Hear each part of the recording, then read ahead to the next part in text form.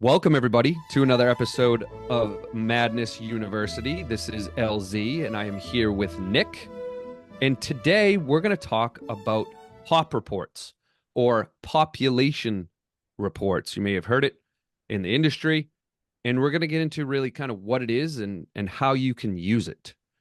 So, Nick, what is a POP report? Man, pop reports, they're super useful, and a lot of people don't know what they are or how to use them. So, pop report is a population report. So, it's literally a repository of all the known cards for this example that have come into PSA and have successfully gone through their grading process, either the card, the autograph, or both, right? So, basically, you can go the way I do it that's actually faster is I type in like 1986 Fleer PSA pop report. I just Google it and then boom, it's usually like right on the top or the second one. You go in and it'll show you like from 1 to 10, what the curve is like. It's actually pretty cool. So for like the Michael Jordan card, you can have maybe there's like 10 PSA 10s, there's 30 PSA 9s, there's 50 PSA 8s, and so on and so on and so on down Mhm. the curve. And you can actually see what there is, how they're grading, and it's pretty cool. They got a couple examples too. They even have some prices, but I would ignore that. That's not exactly accurate, but that's really helpful to kind of see. That's a vintage example. Modern's great as well if you want to see how many Zion cards have been graded or Pokemon cards have been graded. It doesn't have to be sports cards.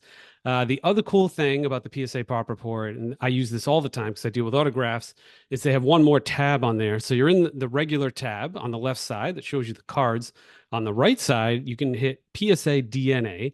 That's their fancy way of saying autograph authentication. You go in there, and now it's the pop of signed cards and the grades of those cards. So, for example, back to that 86 Fleer, I think there are only two 1010s in existence. One's a Larry Bird, and the other one's like a random Akeem, card. It's a Elijah king. one. Okay, Yep, there's a I've there's seen a it.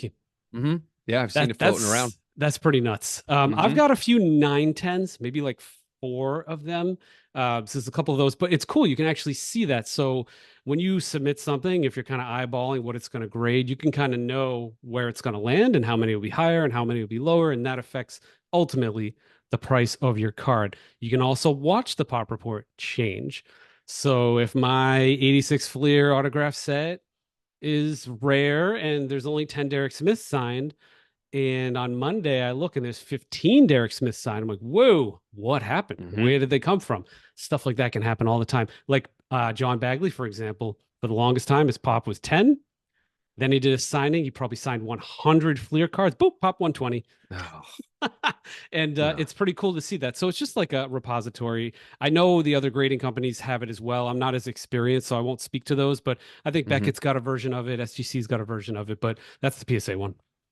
Okay, well, I can help you with those other ones because Excellent. I'm glad you gave everybody an overview of what the pop report is, especially PSA, definitely the most popular. But I also wanted to bring up that there is a website called Gemrate, and it's a great website for exactly this. It actually gives you the pop reports of all the companies. So all of them, right? You can look up, you brought up like the 86 Flair. We talk about that a lot, right? But you brought that one up. So you could go in there and you could type in Michael Jordan 86 Flair number 57, which is his base card. It's the most popular one.